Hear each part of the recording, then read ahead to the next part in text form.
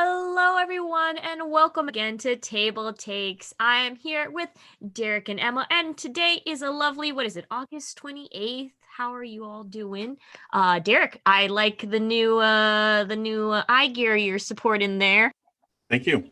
I'm slowly getting used to it because I now have progressive frames because I am an old man. So the moment I put them on, I felt like when I was a kid and I used to wear my mom's glasses because everything was like weird and like warped and like hyper focused. I still have not gotten used to the fact that I have to move my whole head to focus on things because I'm used to just moving my eyes. And as I move my glasses, especially in my low periphery, everything will breathe and flex and will move back and forth. It's like looking into a fish tank. Basically, it's Oh, tough. that's cool. That's Yeah, fun. cool. And then you go to the store, and I don't know if you've looked at a store shelf, but you have lots of straight lines and you have lots of text. And as I move my head, I can see those straight lines bend and flex and twist, and all the words come in and out of focus, which is a really disconcerting feeling. So you got like drunk goggles on, essentially, like the Sure. drunk, Sure. I've never actually been drunk, so I literally. Oh no, they have goggles that Yeah. you can put sure. on. Like I just Yeah. or in games like in World of Warcraft or Sea of Thieves. Those Oh, are yeah, when usually you- just you kind of like sway back and forth. Yeah. Yeah. Yeah. So that's what I've been getting used to, but it's nice that I can finally read all the text on my tiny little, like my resolution is cranked way up on the monitor, so I can read everything now without having to like do that, Like that. which is a nice change of pace. Very, very cool. But yeah, Emma, so you last week you said your kitty. How is the kitty doing this week? Yeah. Well, I do want to talk about myself, but Derek has also come to the light side when it comes to gaming. It sounds like. What? Oh, what? I set up a PC. PC Master Race. No, 100%, 100% no. Don't say that.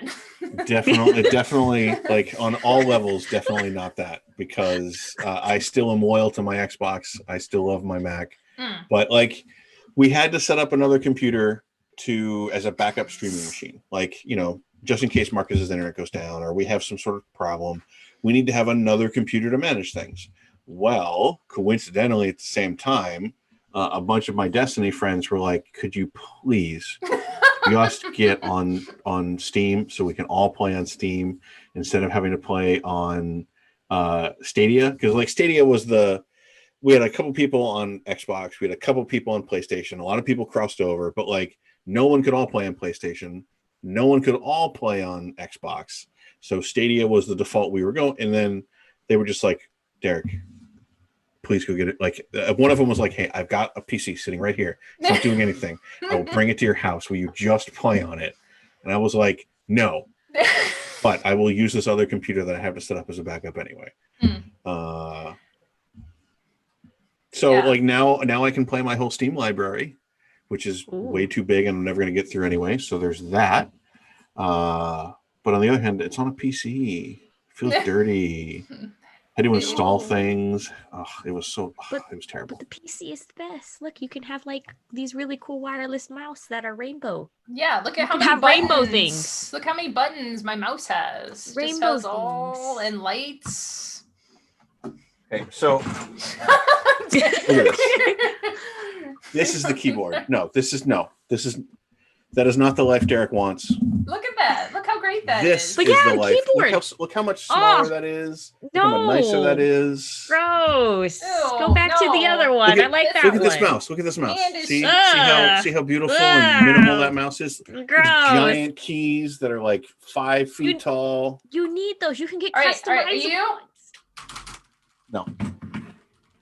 Hear that? Yeah. You know what I never want to hear? I never want to hear keys tapping. But it's the nicest sound. You get the click, click, click, click. No, it's the worst. It's bad. I don't like it. Anyway, I'm here on PC now too, so cool. All right. But yes. Oh, but that is cool. New PC setup. Yes, and then maybe sometime you can then be part of the green screen Well, I mean, I could have been part of the green screen before. Like that's not a PC only thing. Max can do green screen. I just No, but we do better. What? Yeah, but like I just want to share my bookshelves with people. All right. But yes, besides that, Emma, we need an immediate cat update, please. So yeah. So we talked a little bit about sad cat times. And my cat was having some really tough times not eating. It was very stressful, as I'm sure a lot of people have gone through and know.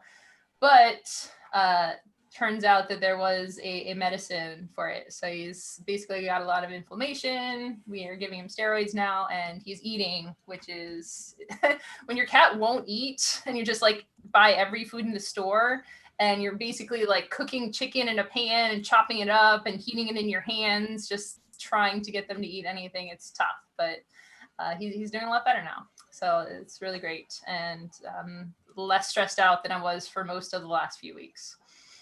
Good. yes. And then you have an even more exciting news, right? Oh yeah. So we've been looking at houses for a while, and we put in our first offer, which is kind of exciting, but inane, and just the process and the stuff you have to go through to buy a house, like sign a document to state legally this house exists and it's located where it's located, and we're both acknowledging that this is a real thing. And if you forget to sign that piece, then you don't actually own the house, even if you give them all the money. It's crazy. So it's a process, and Seattle housing market is crazy. So there's no guarantees that we'll actually get the house, but it's part of the process. Good luck. Good luck. You. Yeah. So we're nervous and excited about that too. And last but not least, Artichokes. You may have heard of this game. Vanilla Artichokes is now available in Canada. Distribution has been a bit weird with the pandemic, so games haven't necessarily been available in all places at all times, but now there's distribution in Canada, stores in Canada have it. So if you're Canadian, and specifically in Nova Scotia is the one store where I know has it, you might be able to buy it at your local game store. So Ooh, excited. So you have abandoned the Artichokes into Canada. Yeah. Into Canada. Which now is really a better place for them. I feel more like they've abandoned me here in the United States. I want to go to them and with them to my better life. Yep. If only. But yes. I think, wow, you guys have more eventful, like, what did I do? I'm experimenting with making dice, but now am obsessed because I can't really get my dice to balance, and I'm very upset about not having balanced dice kind of thing. So I've been messing around. I'm gonna spoil it right now for you that I'm pretty sure that when you are casting your own dice, the goal is less mathematical geometric perfection and more self-expression. But yeah. I want new style of dice. Like I've been experimenting with making new D4s, that look like daggers and stuff, and like weird like geometric shapes. Mm-hmm. But it's just not working. Well, when you get non-Euclidean dice, you let me know. I'll be right there. I believe in you, Bonsai. This is like the Sokka's sword crafting scene from Avatar Last Airbender. You're going to get there. You're going to hone your crafts until you're a master dice craftsperson. Yes. And we'll all be there for it. I'm in for this. My shining achievement. It's truly randomized. I've been in the code, but yes. The Kickstarter video where the light reflects on it. Look at mathematically, and then have like a math board fly above the scene. It's perfect. How you do it. But besides that, thank you. We got all caught up. Now it is time to roll into more exciting news. Derek, you got stuff involving our community as well this week, right? We do, yes. Well, next weekend, actually, September 4th through the 6th, is going to be Gen Con's first community game day on our Discord. So if you were part of Gen Con Online, or you just want to find some more people to play with, we're trying to rally people around next weekend. Again, September 4th through the 6th. All of it is going to be in the Discord. All of it is going to be scheduled through the Discord, so it's not going through Gen Con's normal event registration system. It's really just we picked a time for the community kind of come together and reach a critical mass to play some games. So it's not a full convention. There's not badges or ticket prices or anything like that. But it's just a chance for people to get together and play some games. Chances are I'll be playing some stuff, might be running some stuff. So you should come join us, come check it out. Go join the Discord and then go to the Community Gaming Fact channel for the full details. Mm-hmm. Well, That's super exciting. Yeah, I know, because then the people are asking for more than just Gen Con itself. And now that we have the online feature, of course, there you go. See? I want to see if maybe I can find some people to learn how to play Vampire Vendetta with me or something like that, or some of the other games There's going to be that a are on whole Board Game extra Arena. sub Discord in Gen Con that's just vampires. Yep. Just vampires. Only Would you like to run a board game, a card game, a role-playing game, or a vampire-related? In the category of vampires, and you set up your meta factions and you're playing all the games in there. Yep. It's like half games, half LARP. I love it. Love it. Yeah, that's good.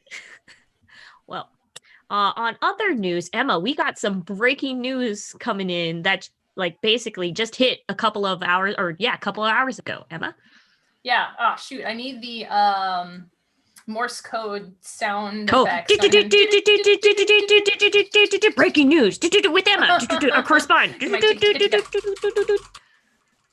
right. So the breaking news: Eric Lang is stepping down from his executive role at CMON, to focus on design and activism. So this just went out this morning on Twitter, Facebook. There's an announcement on the CMON site as well. So this is exciting and cool news. It's completely amicable. No hard feelings here. Honestly, this is something we've talked about on the show before and looked at designers going back and forth from contracting, freelancing, joining a company or starting their own publisher company, selling that company. It's just, for designers, striking that balance between working on really big projects, having a support team, and potentially working on some stuff that's more personal to you that you're more passionate about. Eric Lang has been really doing a lot of amazing activism work as well on Twitter, on Facebook. It's just really exciting to see someone both sharing his personal stories and just supporting a variety of causes. He has a very high profile in the industry, so just doing amazing work. And I'm personally very excited to see this new generation of Eric Lang. Yeah, I mean, I definitely think people need to keep paying attention to him, both for the games that he's going to put out, but perhaps even more importantly right now for the work that he wants to keep doing in the future for social causes. Yeah, and it's important to note that he will continue to work with CMON in a freelance capacity. So all of those CMON games that you're excited about, Blood Rage, those kind of things, will still be happening and still available. So again, amicable. They'll still be making Kickstarter board games for us all. Yeah, capital K, Kickstarter board games. Yeah, because that's always a question when these things happen. Are the games that we know and love going to keep coming out? Because the CMON games are Eric Lang games, but they're also very much CMON games, right? So there's are we still going to get that blend? And it looks like that is going to continue on into the future. And he said that this was kind of it wasn't a sudden thing. It was in the works for a while. Yeah. He still has a number of projects and games with them that are also have been in works for a while that will be coming out soon. Yeah. So. And I've also seen him a little bit, actually, yesterday or the day before, posting on Twitter about testing newer designers' games.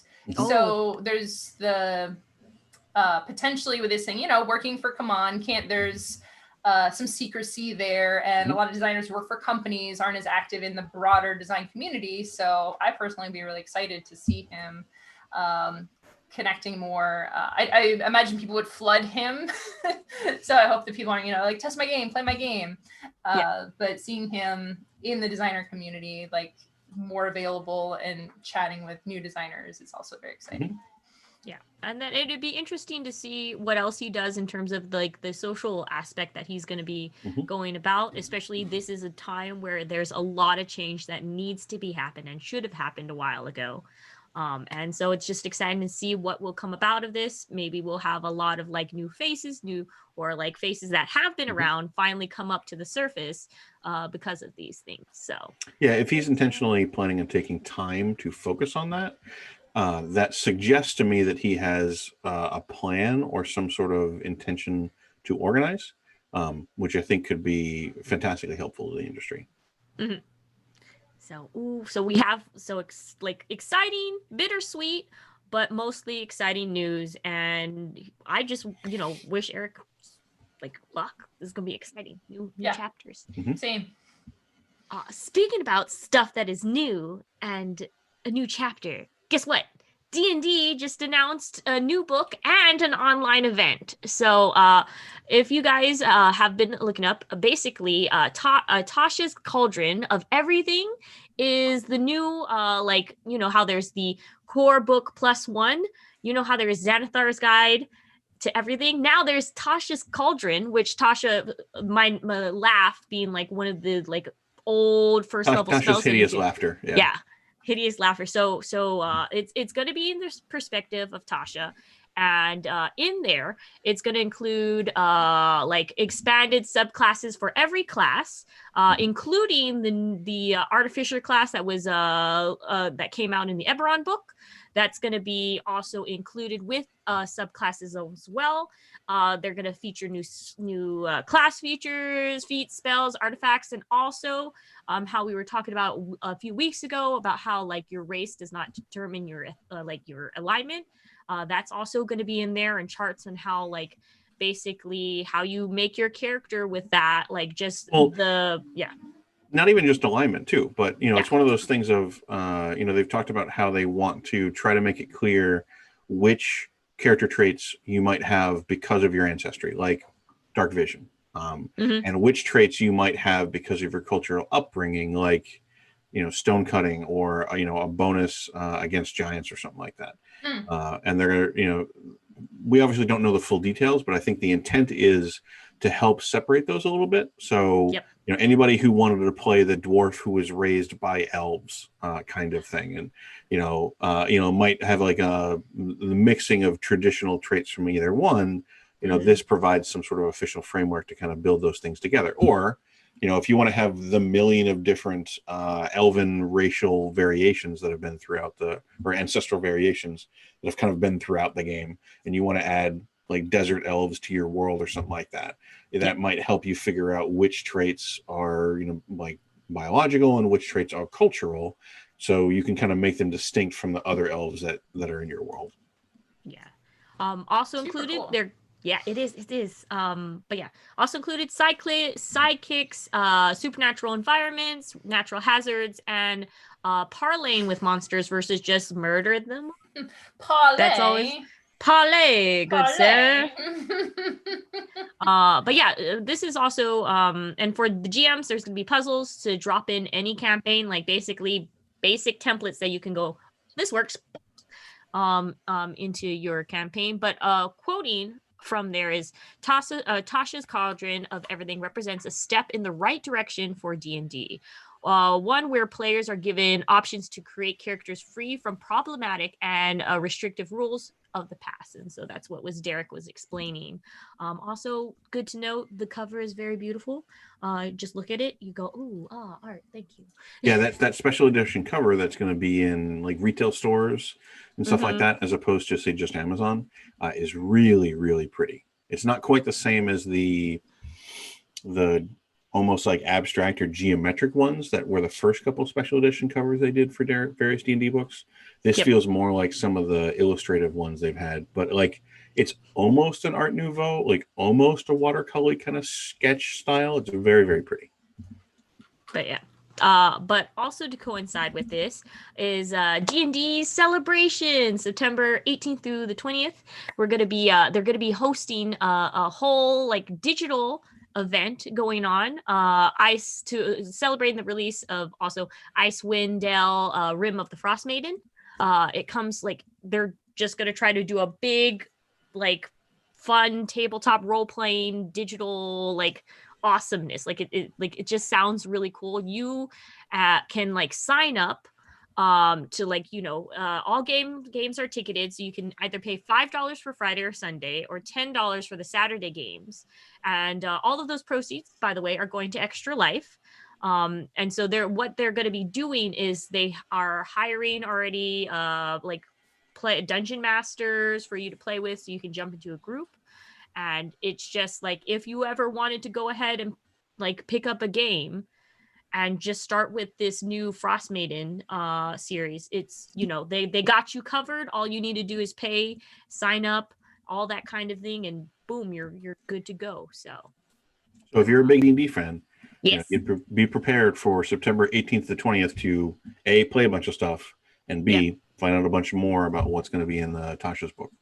Yeah, so they're going to give also, yes, I forgot to mention that they are going to give more details about Tasha's Cauldron as they go. So one thing I think we didn't really talk about it yet, but on the note of the core +1 thing, I am curious how they're going to handle that with some of these new things, because and we know how gamers are. So depending on how you interpret this rule, if there's a new subclass for the artificer in here, but the core rules for the artificer are not, then you can never use that subclass in quote unquote official games. Like the general core book +1 other book, how would you do that if you need 2 other books to get the rules for your class? So I'm very curious, because they've already said, Adventurers League has said they're not changing that rule. They're going to stick with that. I think a lot of people really do like that rule to keep things simple and manageable. It helps make it like GMs don't have to feel like they need to know everything. But it'll be interesting to see how they do that. Do they just replicate the information? I think it's going to be an interesting question of, are you as a D&D player, does the community expect you to own all the books, or just some of the books, or what? I'm very curious about that. Chat mentioned making a custom bound book, basically taking all of them and squishing them. If they're all bound in one, then that's one book, right? Yeah, if I duct tape them together. Yeah. So just please refer to my earlier comments. Please refer to my earlier comment as to, we know how gamers are. I think both of you have clearly just demonstrated that well beyond the capacity I was even making a joke of at the time. So congratulations to the two of you. I mean, it seems like, it doesn't say that. Oh boy. No, but on another note, I think you guys are just in denial of the real subject, is that they already threw away the core +1, and it started with Xanathar's Guide, all right? And now this is the core book number 3 at this point. 3. No. Derek, No. it is. No. They abandoned it. If we go back, your contention was that they were going to put out a player's handbook 2. It's just not called it. Nope. It's not labeled it. These are essentially player handbooks. Nope. They're just not labeled as player handbooks. You can't set you're just moving the goalposts. They might as well be players handbooks. So then I guess I win. Also, you can just do whatever you want. You can, but I think there are a lot of people who like to follow those guidelines for Adventurers League, and those are general. Personally, I don't like that.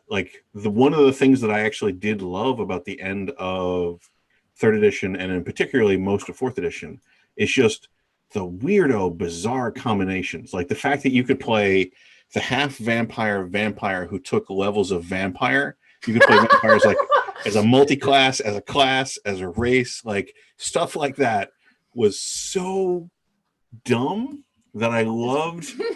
I loved thinking, how do you fit that into a fantasy world? I'm triple vampire. Triple chocolate. Cool. Okay. All right.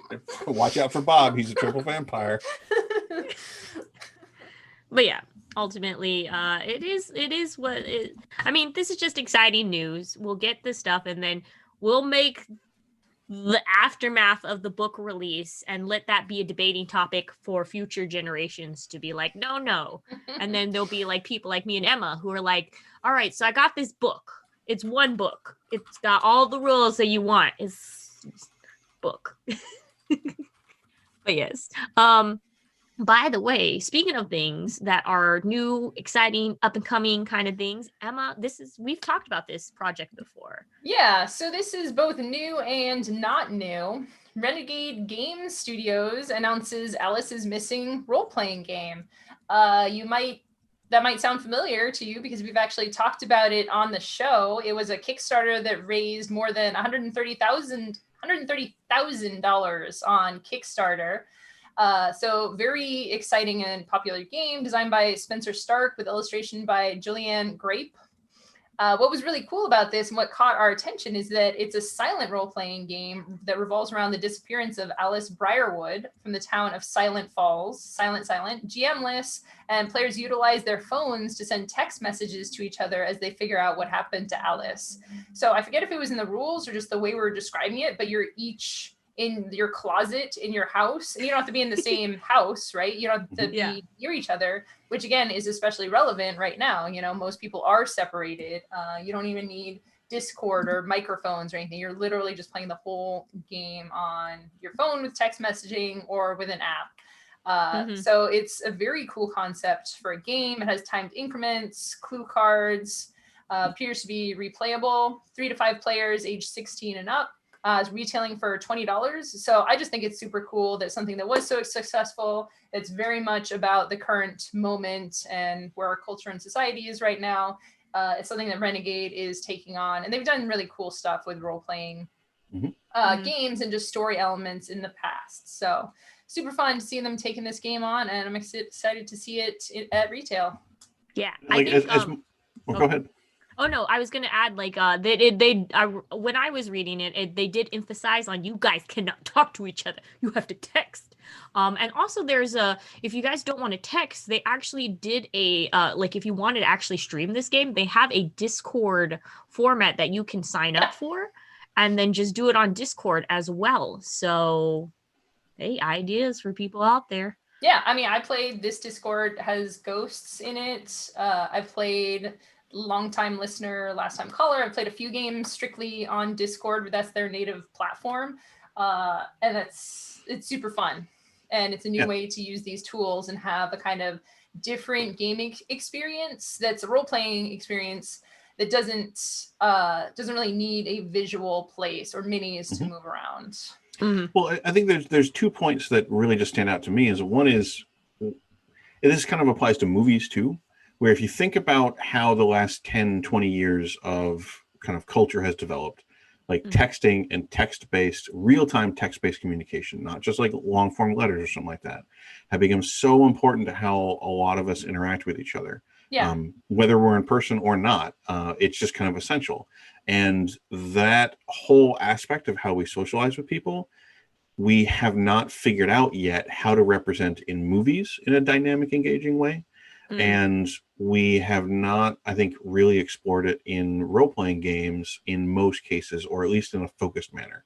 So I'm really intrigued by that. And then on top of that, I always think that it's really, you get really, really interesting games when you put very big limitations on them. So when you start out with like, hey, this game is going to have a set amount of time. It's going to be over and done. It's a one-shot. You can replay it, but it's a one-shot. You have to text. You can't talk. And then you just ask, like, well, what does that game look like? What's the story of that? Like, where does that develop? You end up with really intriguing answers that come out of that. So I can't wait to get a chance to actually play it. Yeah. Exciting. I actually want to see some, like, if anybody can actually do a YouTube or something of our stream, just playing it. It'd be interesting to watch. Yeah, it'd be cool to be on Discord or text and then have the commentary. You can even build a show, like a pretty good show around it, like with the reality TV cuts to the person is like, and then they message this, and I was thinking this, or like a commentary going along with it. I think you get some very fun entertainment out of that. Yeah, because, text-based stuff, always the fun miscommunication. Yeah.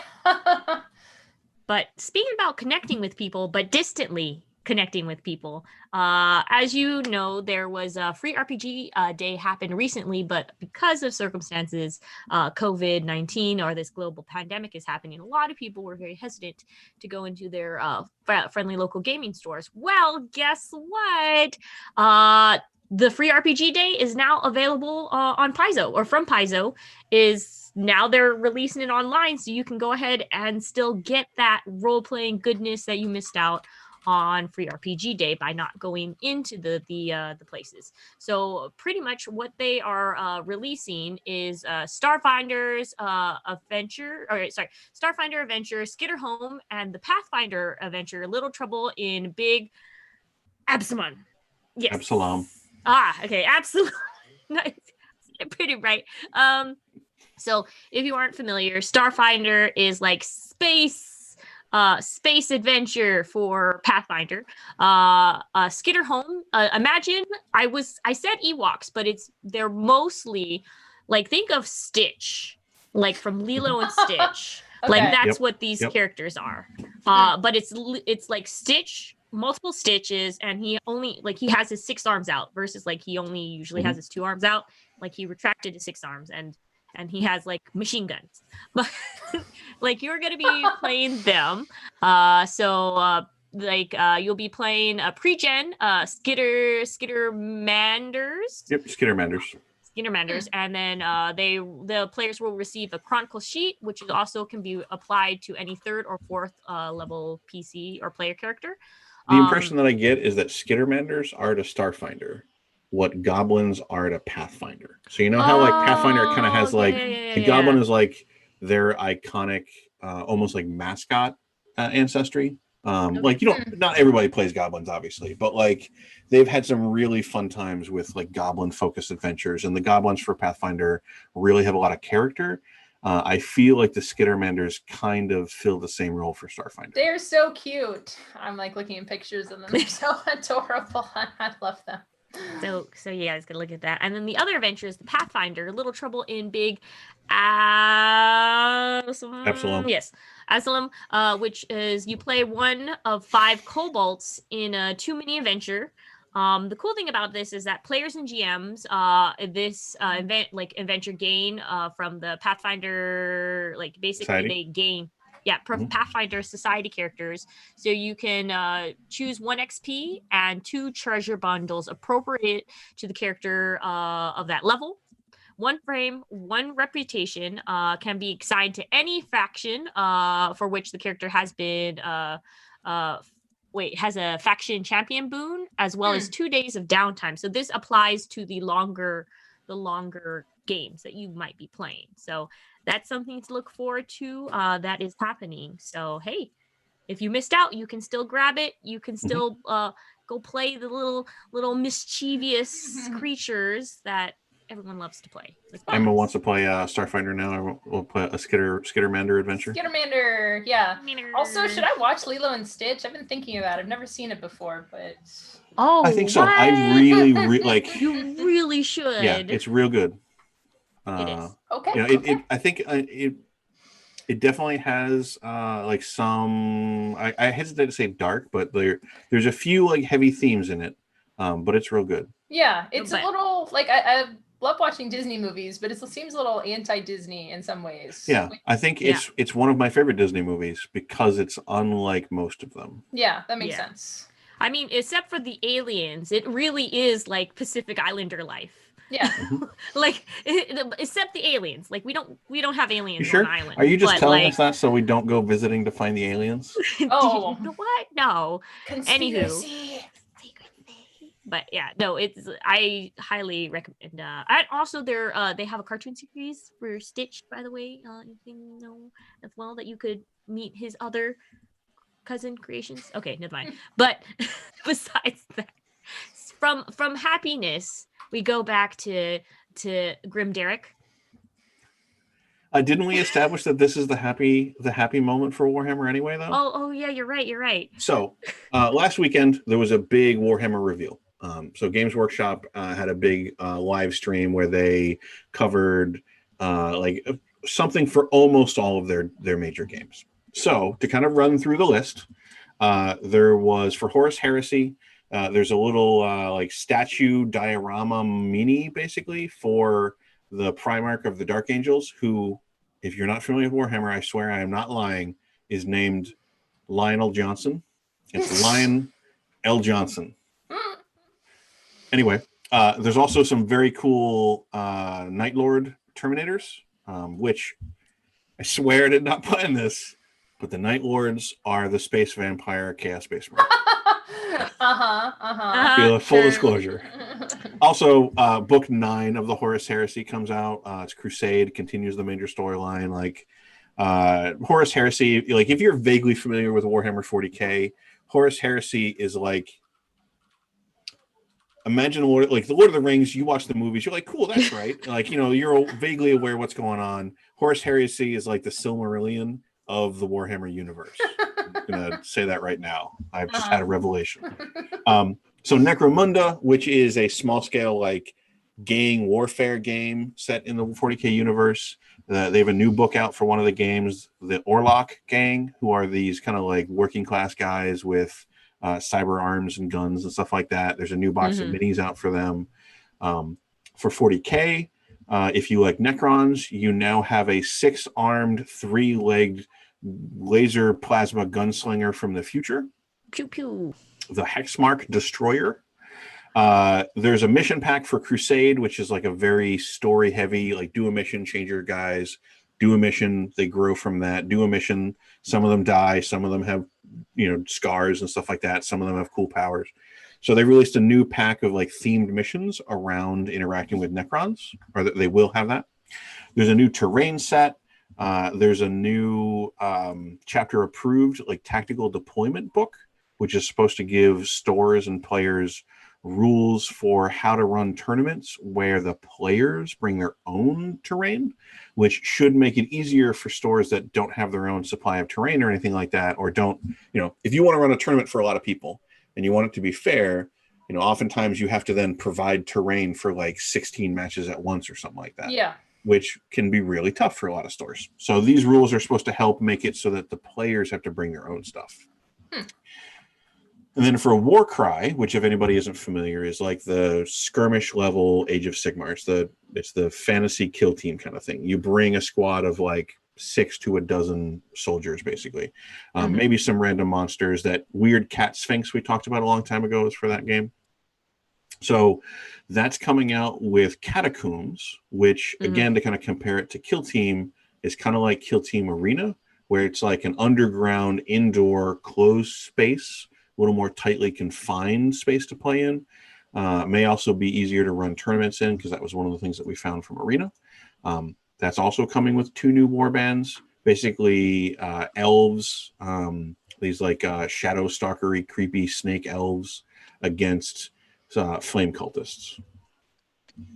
And then the moment of joy that got Emma so excited. Oh yes.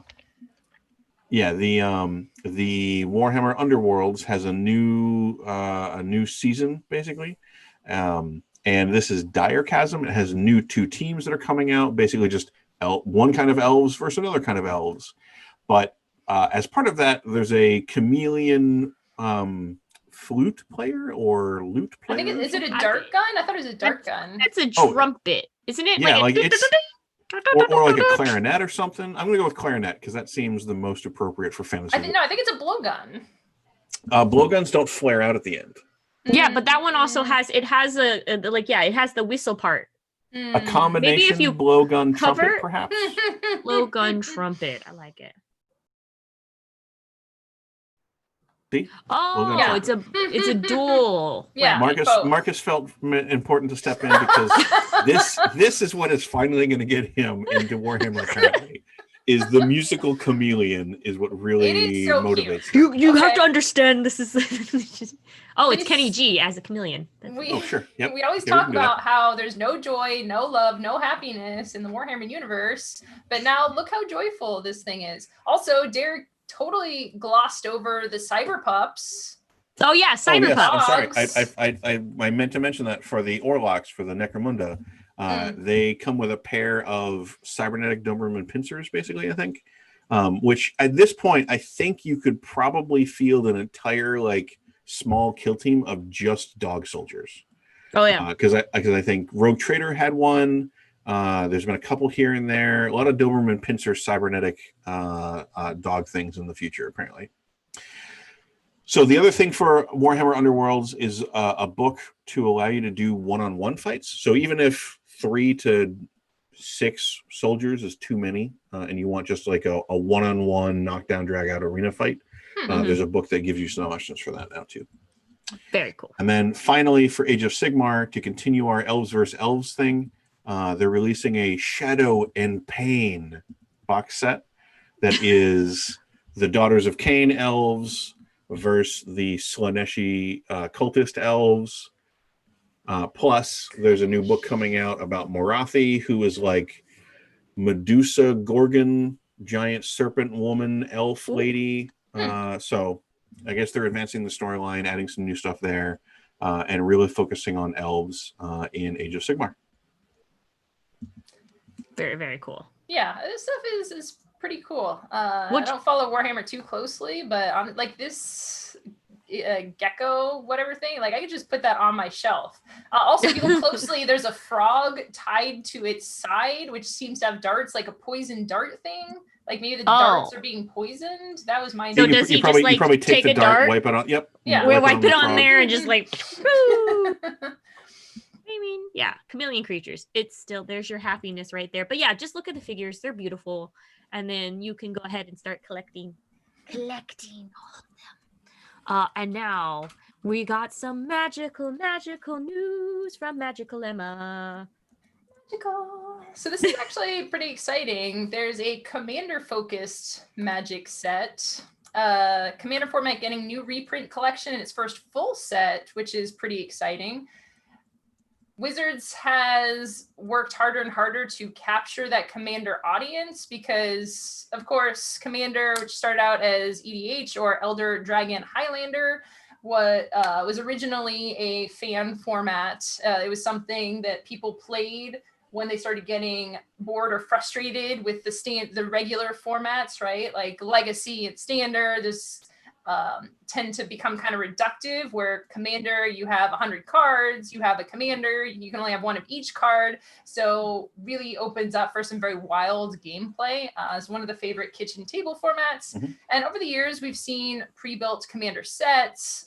We've seen different products, like you just buy them and play them. But now this is the first set of packs. You can just get the random blind packs and do draft formats with it, which is super cool. The draft format's a little bit different. Instead of doing your typical 40 card decks, you're doing 60 card decks. You're also taking 2 cards from each pack because you can only play cards in the deck that match the color of your commander, the color identity of your commander, which is a little different.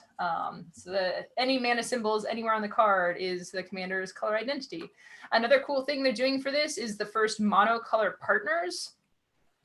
So partners are a thing they introduced specifically, again, for commander, where you can have 2 commanders, basically a pair, as long as they have the keyword partner on it, you can use both of them, and then you have the color identity of both commanders, both of the partners. Before they were still multiple colors, and you can use pretty much any legendary creature, but these ones are specifically designed to be monocolor commanders to make the drafting a little bit easier. It's a little bit interesting. It'll be interesting to see, like for me, I'm a little iffy with partners as someone who plays commander, just because it's like, okay, and I have 2 of them, they're both in the command zone. It's like, I don't know, it feels a little weird to me, but it does expand your options for the format. And the drafting, I think, would be super fun just to crack some packs and and in order to make a functional drafted commander deck, right? These monocolored partners are really going to make that be a possibility, right? Because you need to get, if you had to draft a specific uncommon in the colors and get those colors, you'd probably end up with a lot of non-functional decks. So this is a way to work around it. So yeah, a lot of super fun stuff. This is scheduled for a November 6th release date. I haven't been playing a lot of paper. I haven't been playing any paper Magic, and I know it's really been tough for people lately, but still an exciting thing, you know, and it will be here hopefully someday when the pandemic is over, this cool set. So I'm looking forward someday to drafting this in paper and checking it out. Yes. Well, yeah, very exciting. But yes, we have to wait. So what day is it again? November 6th. November 6th. Yep. All right. And speaking of this, now we have to, last week we had a virtual expo, and there's some announcements, awards that have been announced. Derek? So the UK Games Expo became virtually Expo. last weekend or the other week. And as part of that, they have their UK Games Expo Awards. So the full details, Geek Native kind of rounded up all of the winners. And I think they did, different video clips and stuff like that at UK Games Expo. So there's a lot more details there. But we wanted to kind of run through, some of the top categories, like the best blank game, like the best new game of whatever category. So just go through some of these very quickly. The best new American style board game, the People's Choice went to Empires of the North, whereas the Judges Award went to Flotilla. For the best Euro style new board game, both the People's Choice and the Judges Choice went to Tapestry.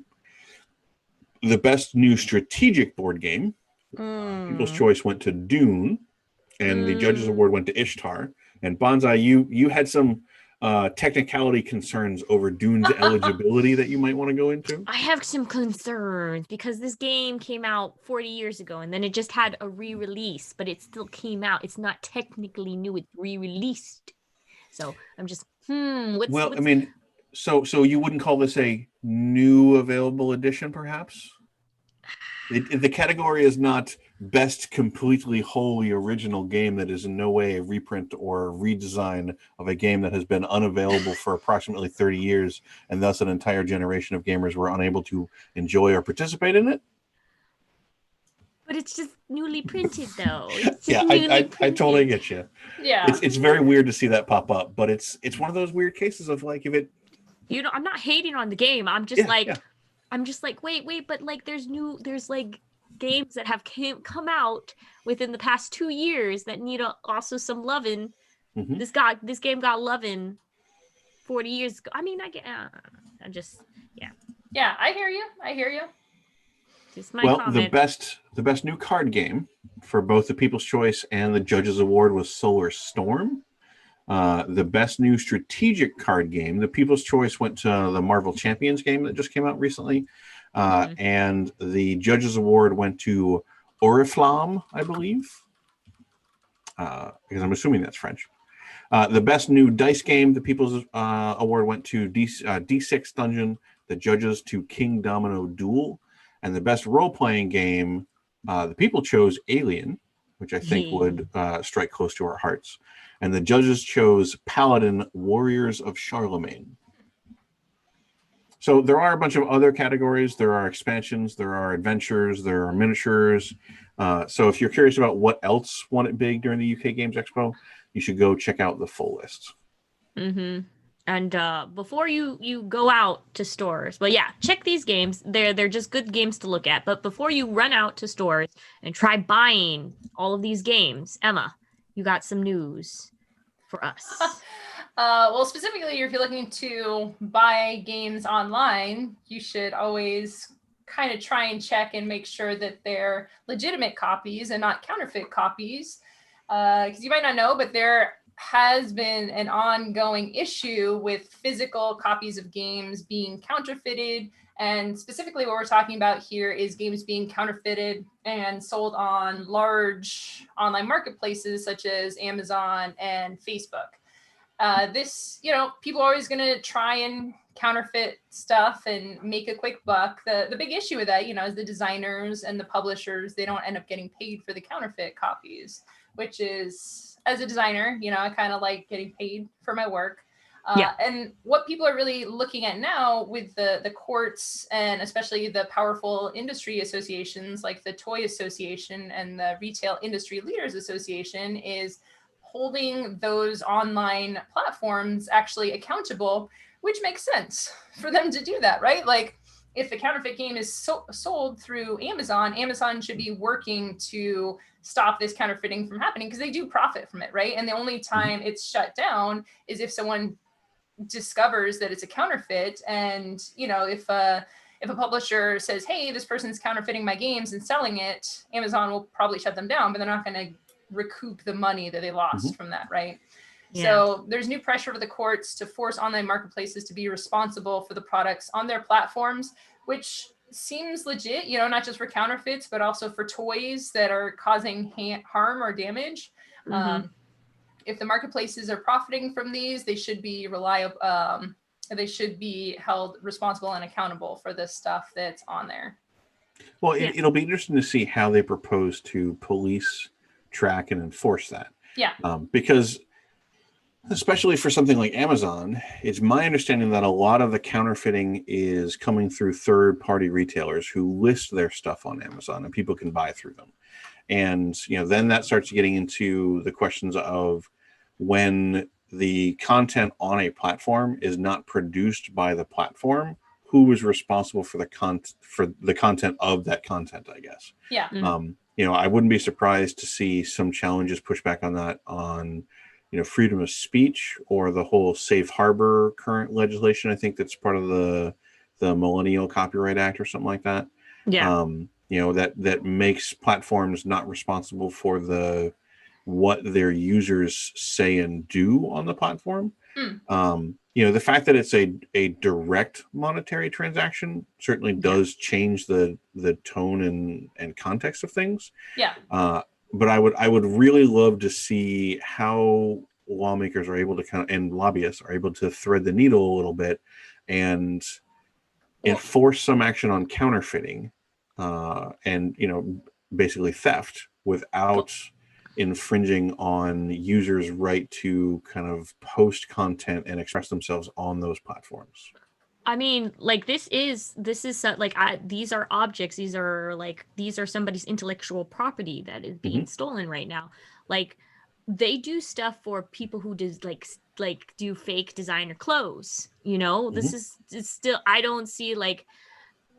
So my issue with this is that with the like, for example, for the company not being responsible for what the person that's streaming or whatever on their platform is saying, because that's different, because that's them saying their personality. There's no way for them to be copied and then re-released as something else unless you do like, what is it, the face rigging?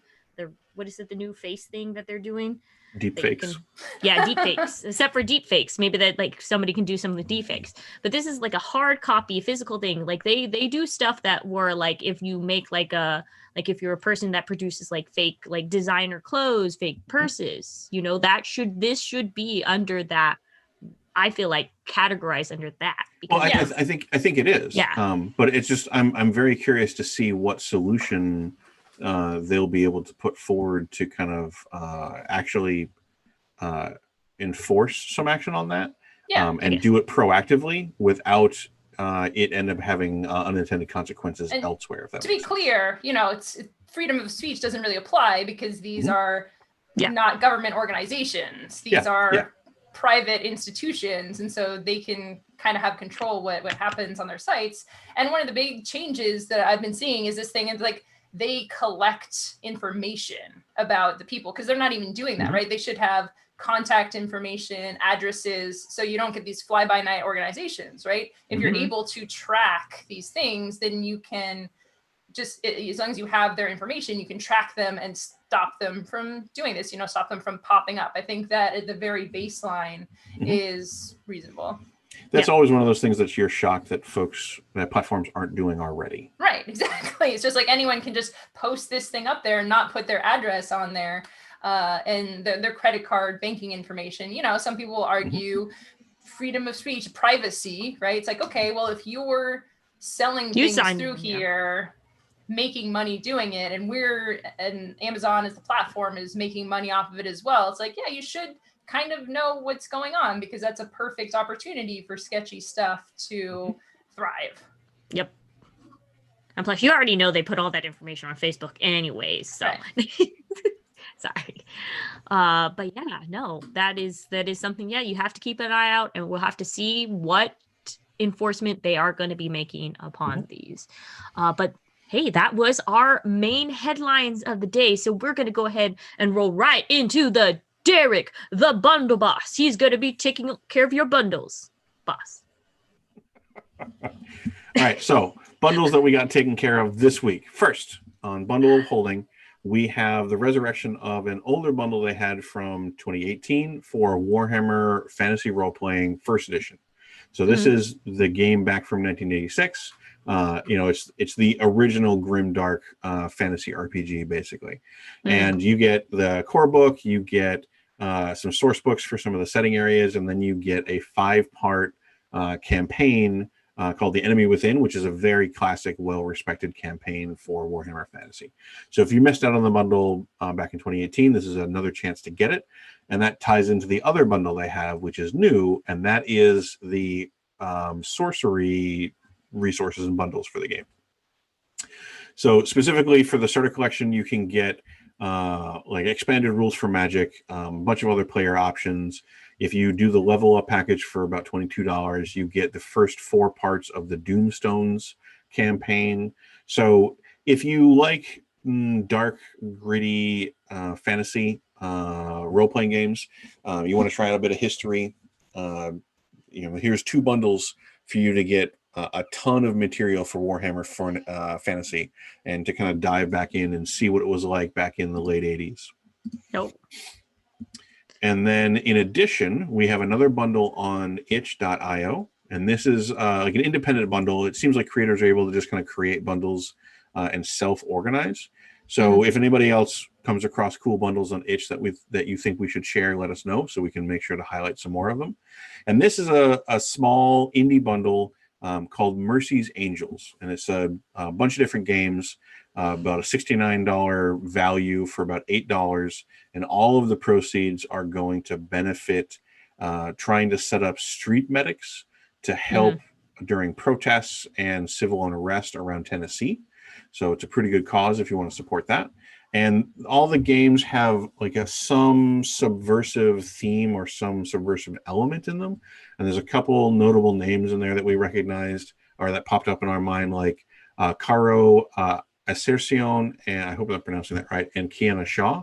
So there's Misbehavin', which is an urban fantasy game set during the Prohibition. There's Home Again, which is a magical realism game about reclaiming your lost heritage, which honestly reminds me of Lovecraft Country right now. It seems like you want to share something there, Emma. Oh, okay. The next one on the list is called Squeak Oh. Easy. This is the one by Kara Sirsion, a realist fantasy tabletop about running an underground rodent bar during the 20s in the USA. Get it? Squeak Easy. Because they're Squeak. it's like Ratatouille. Because they're rodents. There's also What Happened, which is a magical realism horror game about finding missing persons. There's Graffiti Speak, which is another Discord-based RPG about communicating about graffiti and avoiding the cops. There's O Maker, which sounds really interesting to me. It's a card-based RPG tabletop game about androids confronting their identity and their existence. Oh my god. Etude of the Evening, a game about trying to reclaim a thing that you have lost, as well as Sanctuary, which is a fantasy game about isolated women in a religious community. So if any of those sound intriguing, this is a nice selection of indie games that go towards a good cause. Yeah, some of these games are like maybe panic inducing. Sure. I'm just thinking of the themes. I'm just like, whoa. Yeah, like these are games that are about something. So if you were curious about exploring that thing, go check into the game, but at least you kind of know what you're getting into right off the bat. Yep. Yeah, it's really interesting. It's like with Travis D. Hill's The Wait game about waiting for a loved one to pass away. It's really thought-provoking games, and it's the kind of thing, or even the troubled life of Billy Kerr. These are things you need to be in the right mental space to do. I have these games, some of them, I don't know when exactly I'll play it, but just having it, looking through it, and just the fact that gameplay can do these things is really fascinating to me. And that is it for bundles this week. Thank you. And now we are going to be going ahead. There has been unrest in the Kickstarter area, that there might be a rebellion. We'll have to see. But for now, Derek, you may re-rule in as Kickstarter queen, but there might be a rebellion. Unrest. Don't tell him that. What if the Kickstarter queen just realizes that maybe there should be democracy and wants to abdicate the throne and share power? Like this rebellion. Oh my God! I think you just want to rebel for the sake of rebelling. Rebel. But yeah. All right. Speaking of that, Emma, do you want to kick us off with the exciting project that you want to share this week? Yeah. First on our list is Fairy, Unicorn, Mermaid, Princess, Kitten, Card Game and Pins, aka Fumpka. I like it. The pronunciation-friendly acronym FUMPKA, if you don't want to say all of the words at once. This has 4 days left, ending Tuesday, September 1st. It's adorable. I mean, it's great. I actually had someone leave a review on Abandoned Artichokes this week in Hungarian saying there was too many cute games and that cute games were infantilizing the game playing hobby or something. And to that, I say foo. Foo, I say, and I will continue to push the agenda of cute games on the world because do they not realize that we're all just giant babies who have jobs now? Right? Like, exactly. we were infantilized well long ago. Yeah. Oh, yes. I mean, the cartoons and everything, it's just like there's no going back at this point. We're not going back.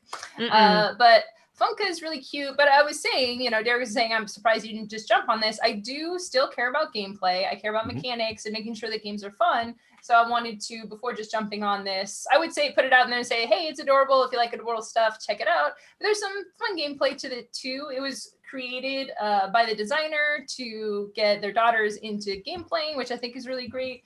It's got some Go Fish mechanics where you ask for a unicorn and then you get the unicorn into your hand. You use your cards to build the princesses, and they're all combinations of things like a unicorn and a kitten. Could be a kitty corn princess. So some very fun light gameplay to this. It's adorable. There's pins available as well, and you're combining the creatures, which I think is super cool. So if all that sounds good to you, you should check it out. I think you can only form a kitty corn if you put them offset with each other like this. Get it? Because then it's kitty corner. Oh, because that's great. I love it. Joy and cute things, exactly. Yeah. So the next project, completely different theme. You might have thematic whiplash here as you get Sniper Elite, the board game. So I think the first thing I want to say about this is, it is exactly the board game you expect it to be. There's one sniper shooting a whole bunch of Germans. So there's that. But it's really noteworthy that it's coming from it's licensed or an adaptation from the video game, published by the studio that published the video game. So Rebellion has made a bunch of different video games, Sniper Elite, Zombie Army, stuff like that. Aliens vs. Predator back in 2000. They have launched a tabletop division of their company, and we've actually talked about a couple of their Kickstarters in the past. I think a week or two ago, we had Tartarus Gate, which is like a paranoia-esque satire RPG set in a space station. They've released that. That was part of their brand. Sniper Elite is then bringing some of their video games to the tabletop. So this is one of those hidden movement one versus many games. So if you liked Fury of Dracula, for example, one player plays the sniper whose location is hidden, and they're trying to eliminate the German squads who are trying to find them. Apparently there's no dice. There's a bag of tokens that you reach into and stuff like that. There are minis, but just a handful. So it's not really a Kickstarter board game per se. It was apparently designed by Roger Tankersley and David Thompson. The latter most notable for designing War Chest from AEG, which got a lot of really good press. Right. Undaunted as well, which is another one that gets a lot of really good press. So it seems like Rebellion is taking their design seriously. They're trying to make really compelling board games. There's also a deluxe version and an expansion that you can get that will add kind of new map, new minis, new characters.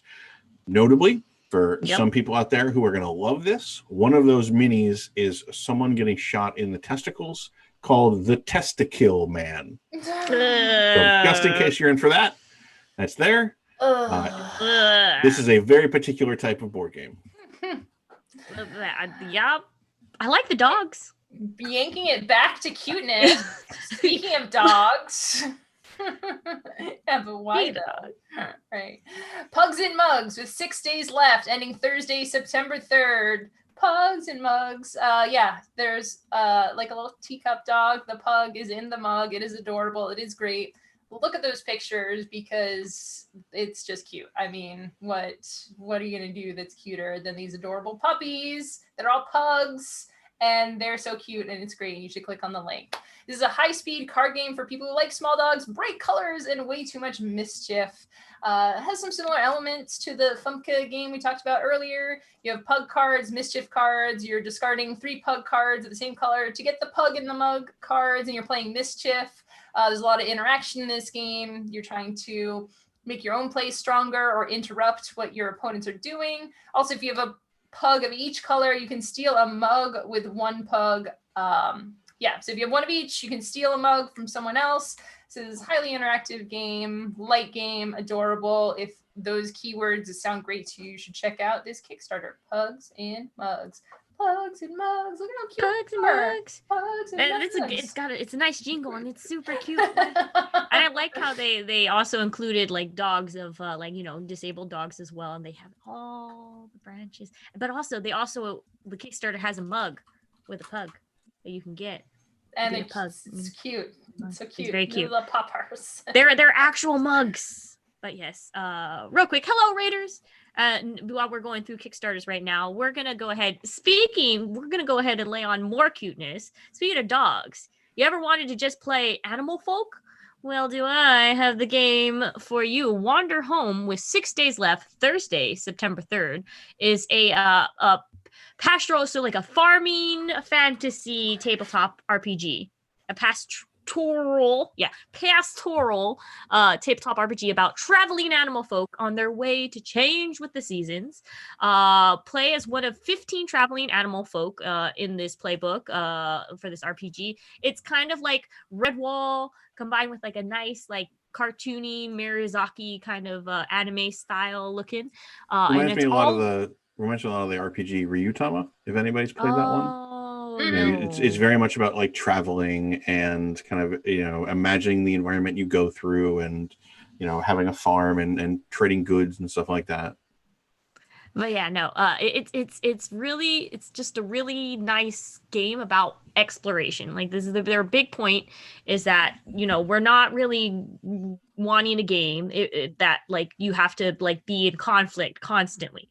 You're literally just animals that just want to explore and discover the world, and you just live your best life, and then for those who do like combat-y kind of RPGs, maybe this isn't for you, but for those who like to like actually take a journey, talk to people, tell a story, this would be the game. So it's like a journey from place to place, build the world together, encountering inhabitants, occasionally helping them, and mostly just have fun learning about this world you can explore. So this game was built with the emphasis on safety and care. It features a bespoke set of safety mechanics built around empowering players to guide the story however they want. So those being like X cards and things that you feel comfortable with, which is a great thing for role-playing games, just when they include that. Just have that communication. And another thing, it's like a really lighthearted, cute world, and unlike most like animal folk games, like the animal that you are does not represent whether or not you're automatically evil or automatically good. So yeah, this will just make it much easier for me to be the trader. And by that I mean the one who trades goods, clearly. The trader. So. The thing that's interesting, I would like to see mechanically a game that really mechanically emphasizes like travel and happiness. Somebody had mentioned Takedo, the role-playing game, like if it will actually feel like that. The one thing, Ryutama is adorable, and the one thing I would say about it is, at least with the one shot that we did, it was still conflict and kind of lack and suffering, because even in the travel, there's supposed to be not enough stuff. You're not supposed to have enough money to buy all the things. Sure, you can buy the fancy 5,000 gold bathtub, but that's all you will have, and then you'll probably die, right? Because you have no way to survive in this world. So I'm interested to check this out, maybe see some streams or something and see if it really does capture this pastoral feeling and really does manage to make it not about combat and conflict, because I haven't really seen a role-playing game pull that off yet. Yeah, we'll have the to interesting see. thing to me too is that you're all playing anthropomorphized animals who have this insect Oh, I was livestock gonna that you're mention raising. that. Yeah, Yeah, you're gonna so have it a was very bumblebee. cute. It was very cute seeing some of the internal conversation of the staff working on developing it. They're like, do you milk the insects? Like they're trying to figure out like what are the analogs, and they're like, I guess bee honey is as close as we can really get to like insect milk. So like them taking the next step of like, okay, they've got animal livestock, and then thinking, well, what do people do with livestock? What of those things would be fun to reflect or find analogs here that wouldn't end up creeping some people out? So it's just kind of a neat, like, cute Oh, look behind the aphids. curtain. Yeah. They're right. Aphids. You can milk aphids. Oh, I am sure you can milk or make milk-like fluid out of a lot of insects, but I am not sure that everyone's going to be as jazzed to do that at this table as you may have just been with your aphids. All Yeah. right. So yeah, 6 days left. September 3rd. So another with 6 days left, realizing that perhaps I've ended up with a theme for these collections. We have Twilight 2000, a role-playing in the World War III that never was. So this is a new box set of a very, very classic old RPG that had several editions over the years. But the basic summary is this is an alternate history game where the coup in like 1991, I think, in the USSR succeeded, and we ended up in a World War III in the year 2000, and it was set in Poland, like well after the collapse of everything, and you're just playing a crew trying to survive in that environment.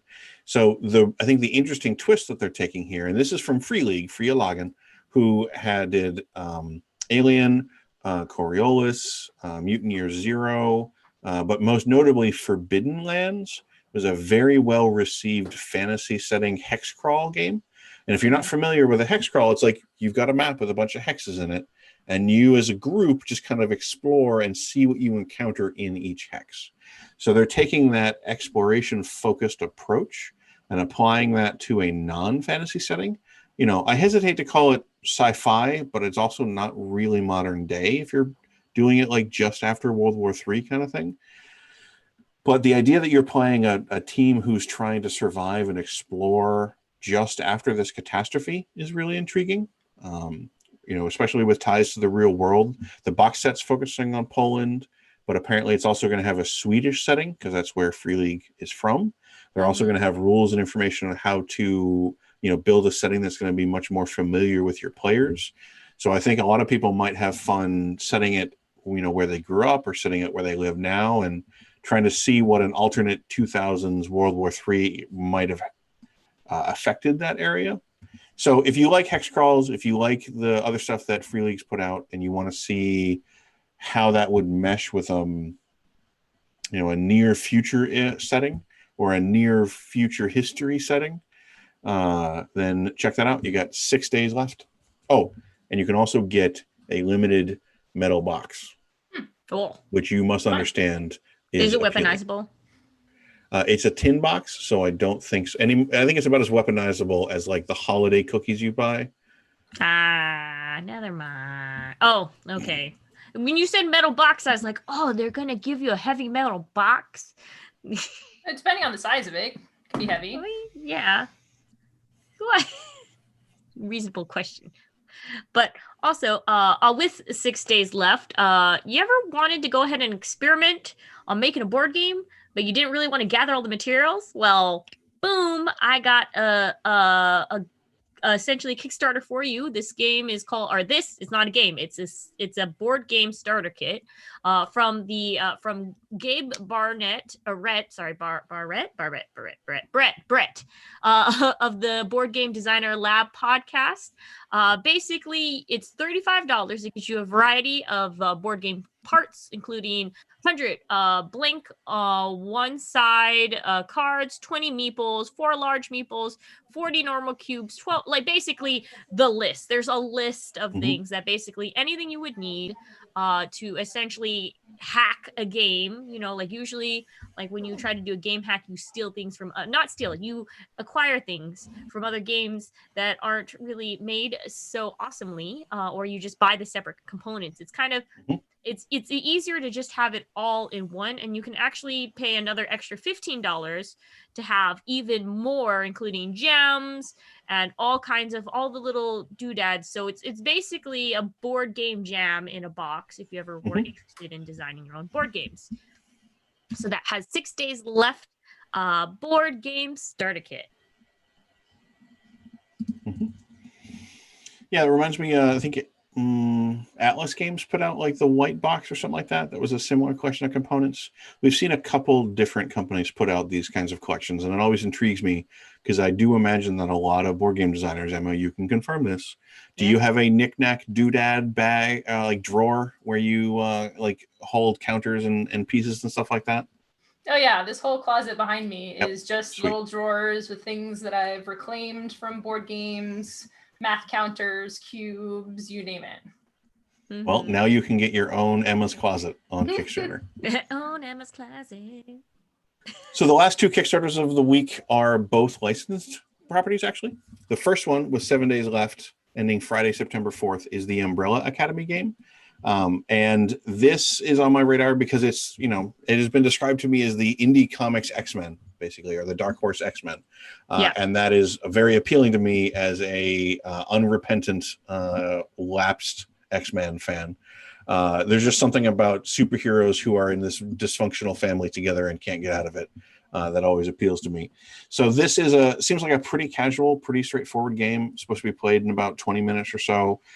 You have some sort of dysfunctional family breakup and or conflict, and then a villain attacks, and you have to sort through that complication while defeating the villain. They've got a bunch of different characters from the comics. The art looks like it's based more on the comics than the show or anything like that.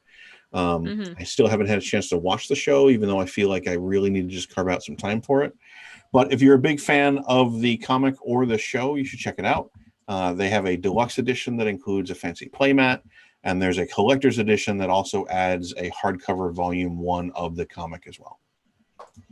Very cool. And then with 10 days left, we have Hellboy, the role-playing game, using the D&D 5th edition rules. So you play as a BPRD agent.